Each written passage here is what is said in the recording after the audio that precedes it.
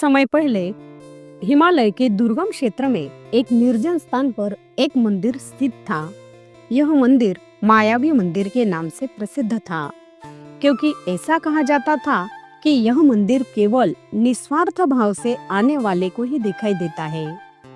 कोई नहीं जानता था कि इस मंदिर में किस देवता की पूजा होती है, लेकिन स्थानीय लोग कहते थे कि इस मंदिर के देवता का आशीर्वाद मिल जाए तो किसी भी प्रकार का दुख या संकट दूर हो सकता है।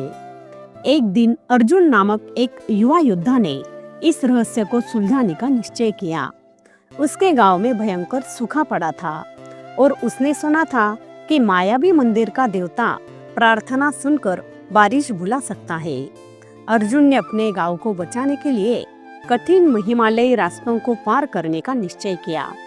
दिन रात चलते हुए आखिरकार वह उस स्थान पर पहुंचा जहां मंदिर बताया गया था। वहां पहुंचकर उसने एक तेज चमकदार प्रकाश देखा और उसके सामने मंदिर प्रकट हो गया। मंदिर के भीतर प्रवेश करते ही उसने देखा कि वहां एक अद्वितीय मूर्ति स्थापित थी।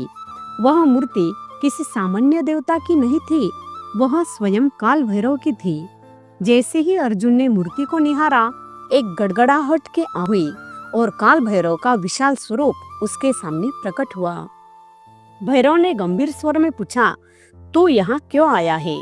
अर्जुन ने सिर झुकाकर विनम्रता से अपने गांव के संकट का वर्णन किया और देवता से मदद की प्रार्थना की। उसकी निस्वार्थ प्रार्थना सुनकर काल भैरव ने उसकी ओर देखा और कहा, तेरी प्रार्थना सत्य और निस्वार्थ है, मैं तेरी मदद करूंगा।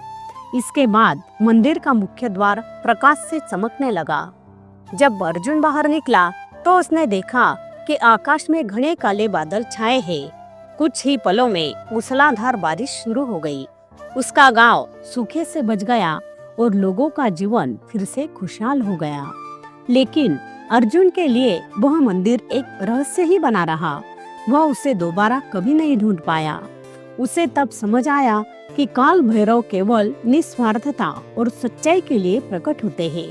उनका आशीर्वाद केवल संकट दूर करने तक सीमित नहीं है, बल्कि यह मनुष्य के आंतरिक शुद्धिकरण और आत्मज्ञान का मार्ग भी दिखाता है। यह कहानी हमें निस्वार्थता, सच्चाई और श्रद्धा का महत्व सिखाती है। अर्जुन का साहस और उसकी निष्कलंक प्रार्थना यह साबित करती है कि सच्चा प्रयास और परोपकार हमेशा ईश्वर का आशीर्वाद लाते हैं।